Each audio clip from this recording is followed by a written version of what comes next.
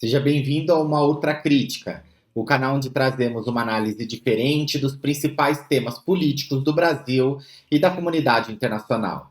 Nesse segundo episódio, vamos explorar o mundo de Lula, sob a perspectiva das relações com Israel. Neste especial, analisamos as recentes movimentações do presidente brasileiro em dois cenários globais bastante distintos.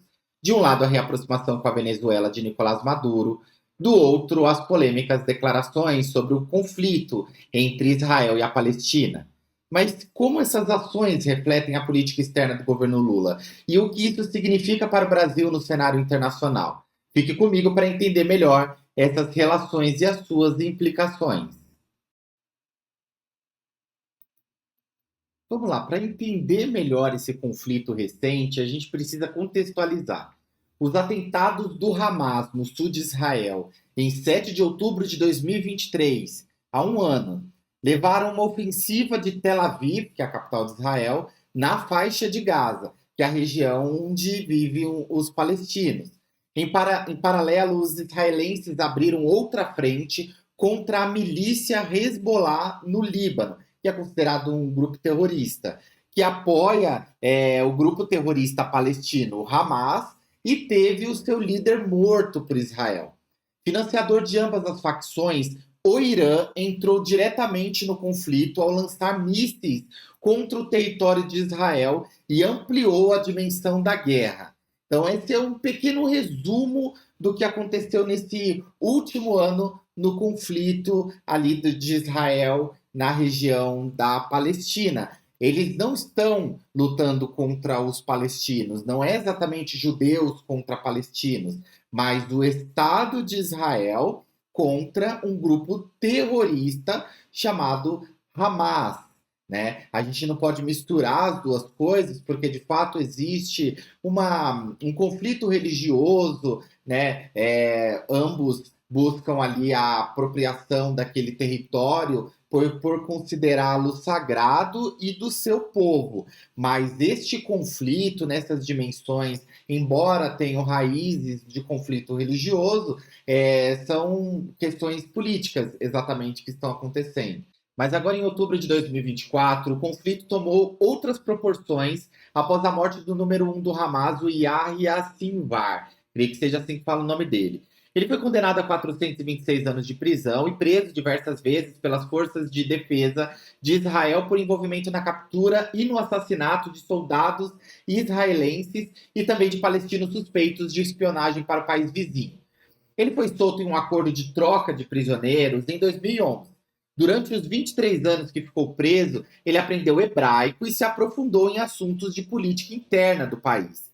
O Sinvar assumiu a liderança do grupo no lugar de Ismail Haniyeh, que foi morto no Teherã. O antigo líder do grupo extremista foi assassinado no fim de julho, quando cumpria a agenda no Irã. Então a gente consegue observar que os grupos terroristas ainda em operação tiveram grandes baixas nos últimos meses. O que pode não acontecer de ter um enfraquecimento dessas forças por conta das lideranças terem sido abatidas, mas um revanchismo por parte daqueles que precisam vingar a morte dos seus líderes. E aí, é claro, feito todo esse contexto, a gente tem que trazer essa questão aqui para o Brasil, que tem sólidas relações com Israel desde a fundação do Estado em 1946. Em algumas situações já houve até cooperação humanitária.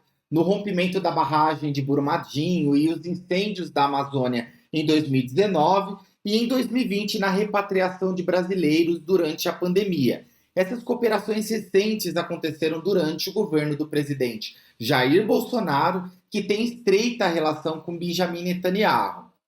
Sob a gestão de Lula, as coisas se tornaram bem diferentes, chegando ao ponto de uma empresa do país judeu ganhar a licitação aqui no Brasil e o governo se recusar por conta de razões ideológicas. E aí, trazendo para os tempos atuais, né, no que diz respeito à relação entre o Brasil e o Estado de Israel, sob o comando de Luiz Inácio Lula da Silva, a gente vê uma declaração totalmente descabida do José Múcio, o nosso ministro da Defesa, se recusando a aceitar uma licitação ganha por uma empresa israelense, a Ebuild Systems, que com 1 bilhão de reais conseguiu aí ganhar uma concorrência que vai fornecer, né, blindados para o Exército Brasileiro. E aí, olha o que o Múcio disse, abre aspas, a questão diplomática interfere na defesa. Houve agora uma concorrência, uma licitação. Venceram os judeus, o povo de Israel. Mas por questões da guerra, o Hamas, os grupos políticos, nós estamos com essa licitação pronta. Mas por questões ideológicas, não podemos aprovar. O TCU não permitiu dar ao segundo colocado e nós estamos aguardando que essas questões passem para que a gente possa se defender. Essas foram as declarações aí, ó, desse que está aparecendo agora aqui na tela, o ministro da Defesa, o José Múcio. E é claro que o TCU, né, ele não permitiu a desclassificação da Build Systems. E, enfim, então, esse é o contexto que nós nos encontramos com essa ideologização da guerra. E o Brasil, agora, eu vou falar sobre como é que o Lula, propriamente, né, em sua pessoa, se posiciona a respeito desse conflito. Então, olhando para a perspectiva já do próprio dito cujo presidente do Brasil, o Lula, há menos de um mês, ele também discursou na ONU e ressaltou que o Conselho de Segurança, que aprovou a resolução de cessar-fogo para a guerra em Gaza, mas o presidente israelense não cumpriu a determinação.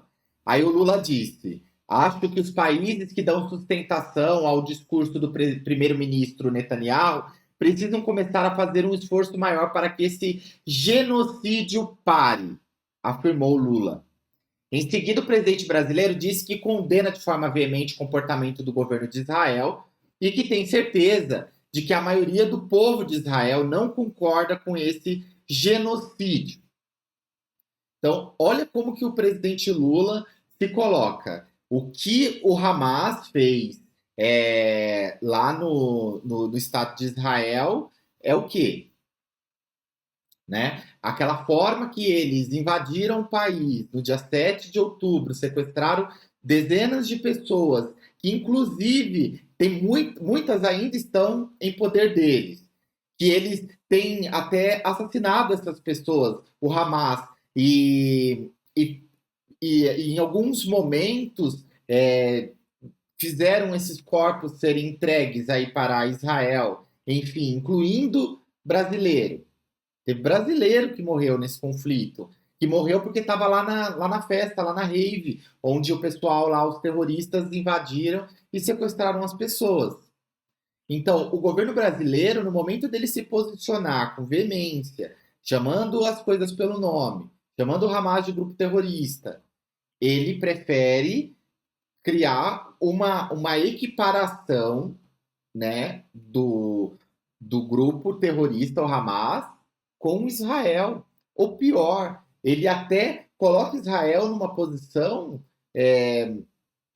mais grave, porque ele acusa o país de praticar o genocídio, sendo que o Estado de Israel, nesse caso, tem se defendido, né? É claro que são questionáveis os bombardeios em locais humanitários, como hospitais, escolas, o povo de Gaza, que já vive ali há décadas de sufoco, no lugar onde falta tudo, e para poder entrar ajuda de fora da comunidade internacional, precisa passar por Israel. Então, de fato, precisa se costurar mesmo uma discussão. Nesse ponto, o governo brasileiro ele traz um pouco à luz essa necessidade de pensar em um Estado que essas pessoas possam chamar de seu e que eles não vivam nesse conflito todo. Mas os terroristas do Hamas, do Hezbollah, da Al-Qaeda e de todos os outros grupos terroristas, eles não querem justamente isso, eles não querem cooperar, eles não querem pacificação, né? Eles querem, muito pelo contrário, o extermínio daqueles que eles consideram inimigos. Então, uma guerra que, iniciada há séculos, né, por uma região que é considerada santa por diversas religiões, acabou se escalando aí e chegando nos tempos atuais nesse conflito territorial marcado pelo Estado de Israel, que foi instituído pós Segunda Guerra pela Organização das Nações Unidas, que embora tenha o reconhecimento da autoridade palestina, mas eles ficaram ali só com aquele espaço ali de Gaza e que o Israel manda eles irem para um lado, manda eles irem para o outro lado, e aí eu estou falando dos palestinos, que é o povo que de fato sofre com todo esse conflito. Porque os terroristas do Hamas, eles utilizam desse artifício, das pessoas que estão ali como reféns para cavar túneis, né, subterrâneos, onde eles conseguem ali transportar armas e, enfim, até mesmo os reféns. Então, o assassinato do líder número 1 do Hamas aconteceu em uma dessas incursões do exército israelense em um desses subterrâneos aí, onde eles se escondiam, enfim. Então, um povo sofre muito porque não tem culpa, famílias destruídas, dizimadas, e que às vezes resta para essa família, tristemente, criar um filho para entregar ele para essa guerra.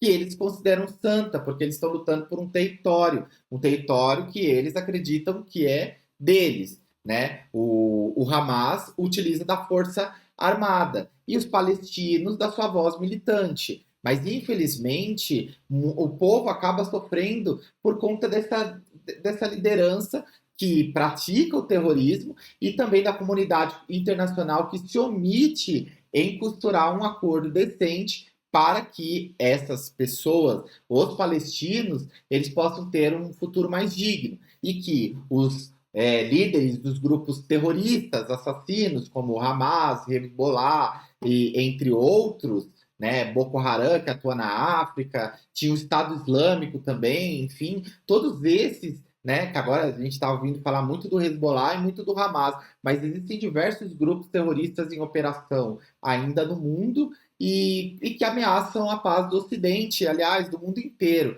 Enfim, então, é muito triste, né, que o presidente Lula, ao invés dele se colocar ali como uma pessoa, um líder, né, até regional, e demonstrar essa liderança, esse relacionamento que ele tem com diversos países, incluindo o Irã, que ele poderia, né, nesse caso, na condicional, ter um trabalho mais digno como chefe de Estado. Mas o presidente Lula ele prefere entrar nesse campo ideológico, enfim, e o José Múcio jamais teria uma postura daquela, como eu acabei de comentar, sobre negar a licitação simplesmente porque os caras eram judeus, né? Até um certo antissemitismo, né, por parte do governo brasileiro, infelizmente. Então, se o Lula não estivesse concordando com essa atitude, porque ninguém faz nada no governo sem que o Lula permita que seja feito, né? Isso é um fato. E aí, avançando aqui, a gente vai falar sobre um grupo de dezenas de artistas, de intelectuais, líderes políticos e juristas que assinaram um manifesto conjunto pedindo ao presidente Lula o rompimento das relações diplomáticas do Brasil com Israel em meio ao que eles chamaram de carnificina insuportável nos territórios palestinos.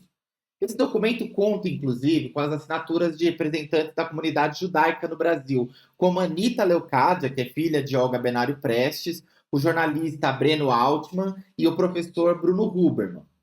Olha só o que eles declararam ali. Abre aspas, né? Estamos convencidos, querido presidente, que é hora de nosso país se juntar às demais nações que romperam as relações diplomáticas e comerciais com o Estado de Israel, exigindo o cumprimento das decisões que colocam fim ao genocídio e garantem a autodeterminação do povo palestino, diz o trecho do documento que foi divulgado pela colunista Mônica Bergamo, da Folha de São Paulo. Esse texto ele é assinado por artistas de renome. Olha quem assinou o documento: Chico Buarque, Gilberto Gil, Emicida, por intelectuais e escritores como Gessé Souza, Raduan Assar, lideranças políticas, esses velhos conhecidos da esquerda brasileira: José Genuíno, José Dirceu, João Pedro Stedili, do MST, e os juristas como Carol Proner, Pedro Serrano, que pelas redes sociais reiterou o repúdio aos crimes do Hamas, mas destacou a necessidade de pressão internacional para interromper os ataques israelenses ao povo palestino.